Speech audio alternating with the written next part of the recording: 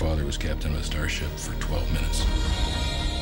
Во звездените патеки од 60-тите, публиката го помни капетанот на Ентерпрајз Джеймс Кирк како харизматичен лик и храбар водач која штити Галактичката федерација од непријателите.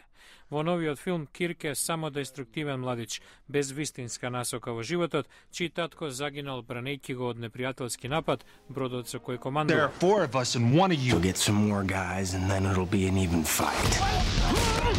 Крис Пейн го игра капетанот Джеймс Кирк на млада возраст.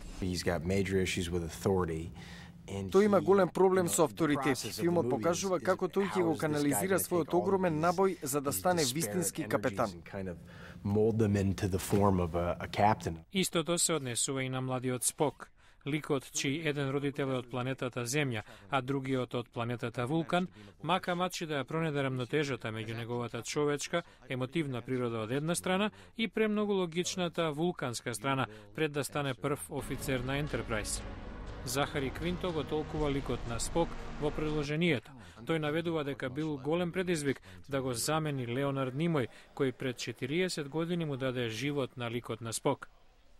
He's the real deal, and I feel like Тој е вистински актер, привилегија што учев од него, не само за во филмот, туку и во мојот живот. Во филмот се и другите оригинални ликови од ТВ серијата. Неговиот успех лежи во балансот меѓу акционите сцени и односите меѓу ликовите. Истиот рецепт што ја направи серијата толку популарна.